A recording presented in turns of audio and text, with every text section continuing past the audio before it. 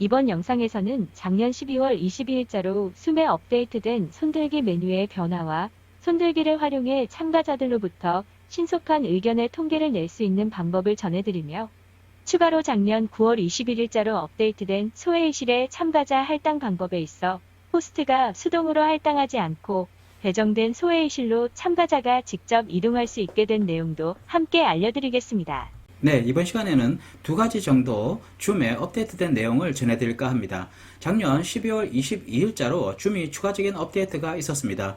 대부분의 업데이트된 내용은 보안 강화나 미미한 버그를 수정하는 그런 내용이었는데, 그 중에 한 가지 손들기 메뉴의 변화가 줌 운영에 있어서 조금 더 편의성을 제공하는 부분이 있고요. 또 하나는 9월 21일자에 업데이트된 내용 중에서 소회의실을 운영하는 데에 참가자 할당이 상당히 많이 번거로운 점이 해소될 수 있는, 즉 참가자가 스스로 소회의실을 선택해서 갈 수 있도록 해서 호스트가 할당의 번거로움이 적어질 수 있는 그런 업데이트 내용이 있어서 오늘 이 시간 함께 전해드릴까 합니다.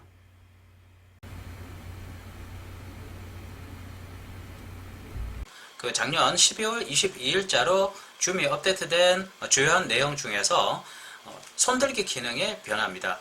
기존에 호스트에게는 손들기 기능이 별도로 필요하지 않았기 때문에 메뉴 자체가 없었고요. 참가자들에게만 부여되어 있었는데요. 호스트에게도 손들기 기능을 넣어 주었습니다. 근데 이제 손들기 기능에만 변화가 있었던 것이 아니고 손들기의 이미지와 크기도 좀 변화가 있었습니다. 예전에 손들기 이미지가 좀 작고 푸른색이었거든요. 이번에 업데이트 되면서 이 사이즈가 좀 커졌습니다. 그리고 노란색으로 색깔이 이제 변화가 되면서 직관적으로 보기가 상당히 편해졌는데요.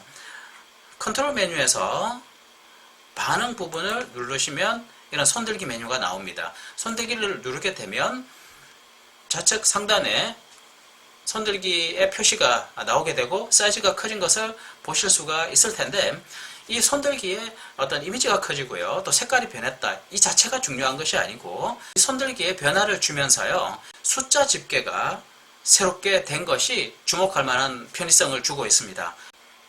참가자 창을 열어서 지금 제가 손들기를 눌렀기 때문에 손들기를 한 인원에 숫자 1이 표시되어 있습니다. 근데 참가자가 추가로 손들기를 누르게 될 경우, 네, 참가자 1이 지금 방금 손을 들었습니다. 그러니까 하단에 변화가 생겼습니다. 손들기의 숫자가 2명으로 늘게 된 것이죠. 물론 참가자 2가 추가로 손들기를 하게 되면 이 숫자가 또 증가되게 될 것입니다. 이 부분이 좀 편의성을 가지고 우리가 좀 활용할 수 있을 건데요. 어떻게 활용해 볼 수 있을까?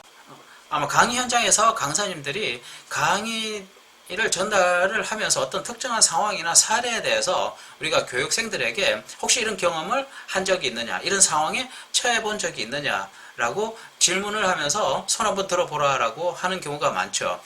또 교육생들에게 어떤 교육 운영과 관련해서 동의를 구하는 경우도 간단히 마치 현장에서 거수로 동의를 구하듯 이런 집계 기능을 활용할 수 있을 것 같습니다. 네, 여기서 한 가지 아셔야 될 것이 있습니다. 참가자 화면인데요. 참가자 화면에서 원래 손들기 메뉴가 있었던 위치가 이번 업데이트로 인해서 바뀌었습니다. 학습 컨트롤 메뉴의 반응 메뉴로 똑같이 통일되게 위치 이동이 있었는데요. 참가자 메뉴를 눌렀을 때 원래 업데이트 되기 전에는 손들기 메뉴가 이 부분에 있었습니다. 그런데 이제 이 부분에 있지 않고요, 반응이라는 것을 눌렀을 때 이 부분에 손들기가 있으니까 참가자들에게 메뉴 알려주시는 데에 혼선이 없으셔야 되겠습니다. 네, 다음으로는 작년도 업데이트된 내용 중에서 소회의실 운영과 관련해서 유용한 것이 하나 있었습니다. 참가자들에게 소회의실을 선택해서 이동해 갈 수 있는 옵션을 사용하시게 되면 굳이 운영자나 또는 강사님께서 호스트로서 교육생들을 일일이 할당시켜 주지 않아도 자신의 조편성만 알려주기만 하면 스스로 그 소회의실로 찾아갈 수 있도록 하는 그런 부분이 있습니다. 지금 이렇게 참여된 상태에서 지금 참가자 2 화면은 모바일로 접속한 건데요. 카메라 방향을 반대로 해서 참가자 1의 어떤 변화가 있는지를 보여드리기 위해서 참가자 2의 화면을 조정을 했습니다. 이 부분인데요. 참가자 1의 화면에 호스트가 소외시를 개설하면서요. 소외시를 개설 대화창에서 참가자가 소외시를 선택해서 가도록 허용을 하는 옵션을 설정하게 되면 참가자 화면에 어떠한 변화가 있는지 참가자 1의 화면을 예시로 들어서 바로 밑에 이 화면에서 보여드리도록 하겠습니다. 소외실 메뉴를 클릭을 해서요. 여시게 되면 여기에 자동으로 할당은 랜덤으로 주면서 참가자들을 무작위로 해주는 방식인 것은 잘 아실 거고요. 그 다음 수동으로 할당은 호스트가 일일이 이제 수동으로 할당을 해주는 부분입니다. 그런데 이 참가자가 소외시를 선택하도록 허용을 하고 한 3개 정도 만들어 보겠습니다. 그리고 만들기를 클릭을 하게 되면 이런 기존과 동일하게 그런 할당 화면이 나오죠. 이 상태에서 기존에 수동으로 할당을 할 때는 호스트가 이 할당을 눌러서 리스트에 나오는 참가자 1과 2를 일일이 클릭해서 할당을 수동으로 해주었습니다. 근데 참가자가 소외시를 선택해서 갈 수 있도록 허용을 하는 그런 옵션을 설정해서 지금 개설을 하게 되면 여기서 별도로 호스트가 수동으로 할당을 해주실 필요가 없이 이렇게 개설만 하시고요. 모든 회의실 열기를 하시게 되면 참가자 1의 화면에 소외실 메뉴가 실시간으로 생기게 됩니다. 네, 이것을 참가자 1의 화면에서 조금 더 크게 해서 한번 살펴보도록 하겠습니다. 네, 참가자 1의 화면을 보고 계신데요. 참가자 1의 학습 컨트롤 메뉴에 이 소외실이 생긴 것을 보실 수가 있으시죠. 여기를 클릭하시게 되면은 호스트가 개설해 놓은 소외실을 보실 수가 있습니다. 여기에서 참가자 1은 회의실 1에 갈 건지, 회의실 2에 갈 건지, 회의실 3에 갈 건지 선택해서 회의실 3을 임의로 한번 참가하는 것으로 해보겠습니다. 클릭하면 참가하시겠습니까? 예.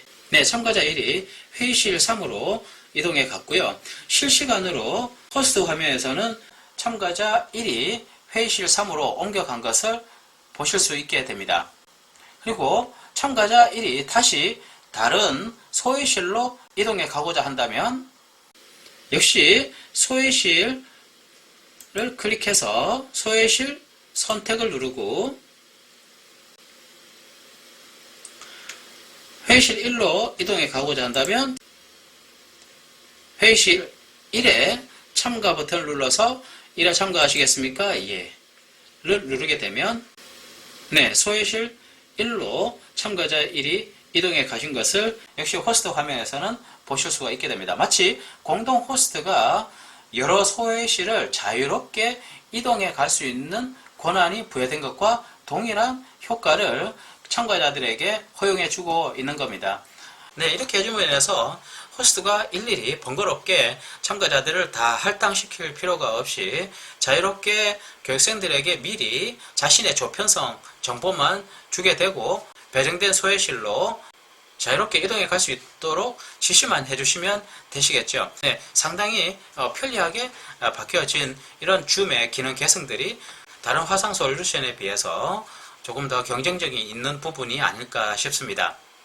네, 여기에서 한 가지 잊지 말고 가셔야 될 부분이 있습니다. 참가자들이 자유롭게 자신의 소외실을 선택할 수 있도록 하기 위해서는 참가자들의 줌 애플리케이션이 최신 버전으로 업데이트되어 있어야 합니다. 참가자들이 자신의 줌 애플리케이션을 업데이트하는 방법은 이전 영상에서 제가 알려드렸습니다. 별도의 줌 계정이나 로그인을 하실 필요 없이 줌의 홈페이지에 접속을 하셔서 바로 최신 버전을 다운받으면 되는데요. 네, 줌 어스 홈페이지에 접속을 하신 화면인데요. 우측 상단의 리소스 부분 클릭하시게 되면 줌 클라이언트 다운로드 메뉴가 보이시죠? 클릭하시고 그러면 가장 최신 버전이 제일 위에 나와 있게 됩니다. 준 버전이 5.4.7 버전 해서 12월 20일이라고 하는 이 날짜가 보이시죠? 이 부분을 다운로드 하시게 되면 최신 버전으로 설치가 되고요. 그 이후부터 참가자들에게 호스트가 소외실 선택을 허용한다 라고 하는 설정을 했을 때 그들이 소외실을 스스로 선택해서 가실 수 있게 됩니다. 이번 영상이 도움이 되셨다면 구독과 좋아요, 알림 설정은 저희 교육 나눔에 큰 힘이 됩니다.